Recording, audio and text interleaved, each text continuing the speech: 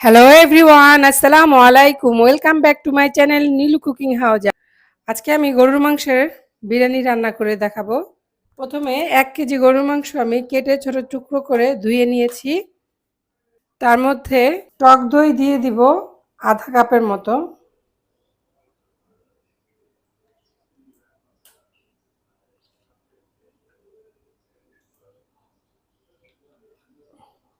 এক চা চামচ লবণ দিয়ে দিব। আমি মেখে নিব। টক দই ও লবণের সাথে গরুর গোশটা মেখে আমি 1 ঘন্টা রেখে দিব। গরুর মাংসটা অনেক সফট হয়ে যাবে। চুলাটা অন করে দিব। 160 ডিগ্রিতে রেখেছি। সয়াবিন তেল ঢেলে দিব।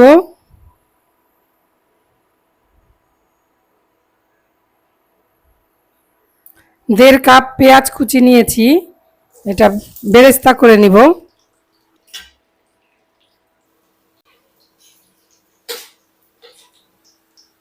পেঁয়াজ বেরেস্তা হয়ে গেছে, আমরা চুলাটা বন্ধ করে দিব। পেঁয়াজ বেরেস্তা 1/3 তুলে নিব আর 1 অংশ রেখে দিব।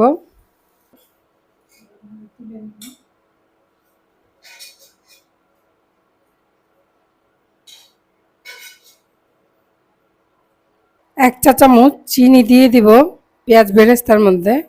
এটা একটু ঠান্ডা হলে আমি গুঁড়ো করে নিব পেঁয়াজ বেরেস্তা চিনির সাথে।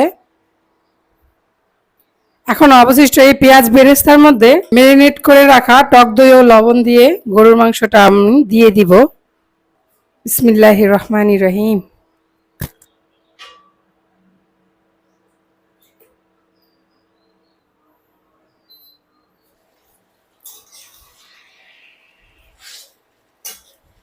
সয়াবিন তেল আধা কাপের একটু বেশি নিয়েছি, পরিমাণটা আমার বলা হয় নাই। 2 চা চামচ আদা বাটা, 2 চা চামচ রসুন বাটা এবং 4 চা চামচ টমেটো পেস্ট দিয়ে দিব। আর যাদের টমেটো সস আছে তারা টমেটো সস 2 চা চামচ দিবেন, পেস্ট দিলে 4 চা চামচ দিবেন। তো আমি এগুলো দিয়ে দিচ্ছি। যারা বিরিয়ানিতে আলু পছন্দ করি তারা পেঁয়াজ বেরেস্তার পরে তেলের মধ্যে সামান্য একটু ঘি দিয়ে আলু ভেজে নিতে পারেন। আমার বাচ্চারা আলু পছন্দ করে না বিরিয়ানিতে, তাই আমি আলুটা দেইনি। আপনারা যারা আলু পছন্দ করেন তারা দিয়ে নিতে পারেন। আমি 1 টেবিল চামচ চিনি দিয়ে দিব।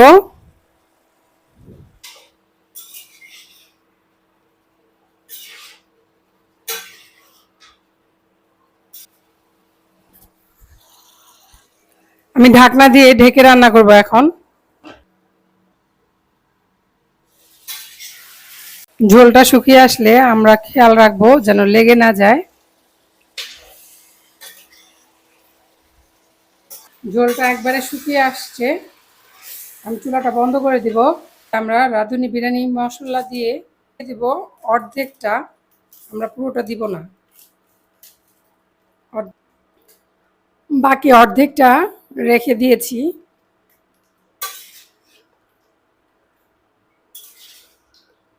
আমি 1 কাপ পরিমাণ গরুর দুধ দিয়ে দিচ্ছি।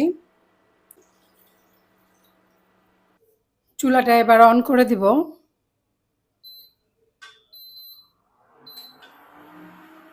সিদ্ধ করে নিব। আমি আরও 1 গ্লাস পানি দিয়ে দিব। গরুর গোশের জন্য 2 গ্লাস পানি লাগবে, যেহেতু আমরা টক দই দিয়ে ম্যারিনেট করে রেখেছিলাম গোশ, তাই হতে সময় লাগবে না। 2 গ্লাস পানি দিয়ে আমরা এবং 1 কাপ গরুর দুধ দিয়ে রাঁধুনি গুঁড়া মশলাটা দিয়ে এখন ঢাকনা দিয়ে ঢেকে দিব। গোশটা সিদ্ধ হওয়ার জন্য বোটাটা এভাবে কেটে দিব যেন ঝালটা বের হয়। 8টি কাঁচামরিচ দিয়ে দিব।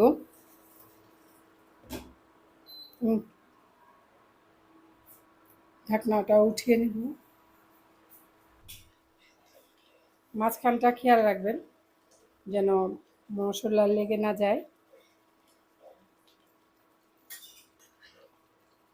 আমি একটু চেক করে দেখি গোশগুলো কি অবস্থা। হ্যাঁ, এই দেখেন গোশ সিদ্ধ হয়ে গেছে। আমি ঝোলটা শুকিয়ে নামিয়ে নিব। কিছুটা ঘি দিয়ে দিয়েছি রাইস কুকারে, ননস্টিক প্যানে, এবং কিছুটা সয়াবিন তেল দিয়ে দিয়েছি। তার মধ্যে আড়াই পট পোলার চাল ধুয়ে রেখেছি, তা দিয়ে দিব এই তেল ও ঘিয়ের মধ্যে।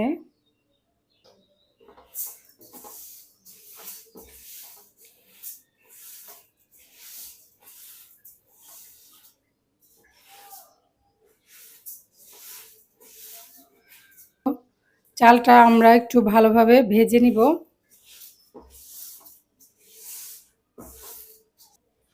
চালটা আমার ভাজা হয়ে গেছে।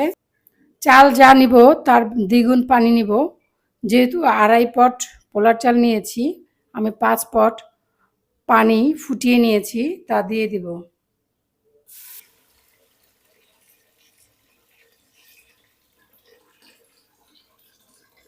তোমরা চাইলে 4 কাপ পানি দিতে পারো আর 1 কাপ দুধ দিতে পারো আড়াই পটের চালের জন্য। কিন্তু আমি দুধ দিব না, আমার কাছে দুধ চালে দিলে ভাল লাগে না বিরিয়ানিটা, আমি পানিই দিব। আড়াই কাপ চালের জন্য আমি 3 চা চামচ লবণ দিয়ে দেব। লবণ আপনারা স্বাদ মতো দিবেন।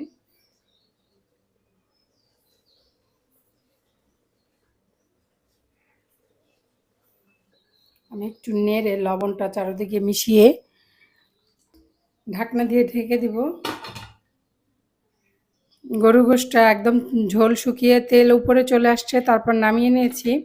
নামানোর 3-4 মিনিট আগে আমি চেক করেছিলাম, ঝোলটা চেক করে দেখলাম যে টক ভাবটা বেশি, তাই 1 টেবিল চামচ চিনি আবার দিয়ে এটা রান্না করেছি। সব টক দই কিন্তু একরকম না, কোনো টক দইয়ের টকটা একটু বেশি, কোনো টক দইয়ের টকটা কম। চেক করে দেখবে টকের পরিমাণটা বেশি আছে কিনা, তাহলে চিনিটা বাড়িয়ে দিবে।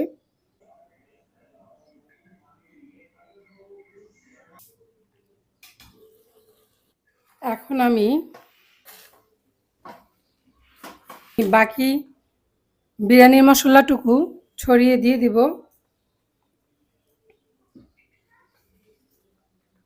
এবং গরু গোশটা দিয়ে দিব।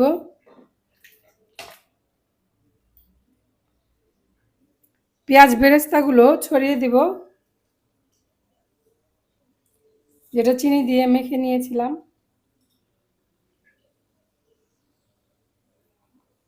এবার 8টি আলু বোখারা দিয়ে দিব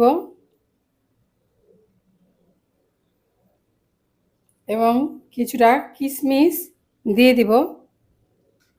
এখন ঢাকনা দিয়ে দিব।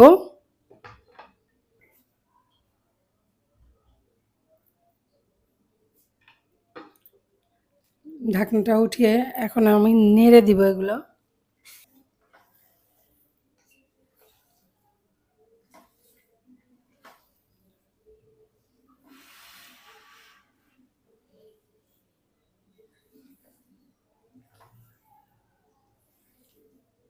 এখন আমি 1 চা চামচ ঘি দিয়ে দিব।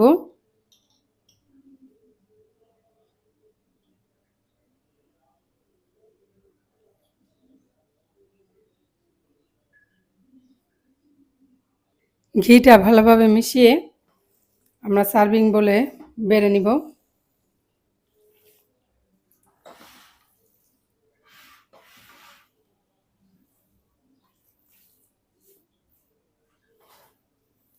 তৈরি হয়ে গেল আমার রাঁধুনির বিরিয়ানি মশলা দিয়ে পারফেক্ট বিফ বিরিয়ানি।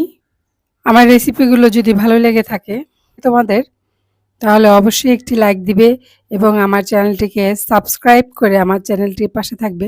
সবাই ভালো থাকবে, সুস্থ থাকবে। আল্লাহ হাফেজ।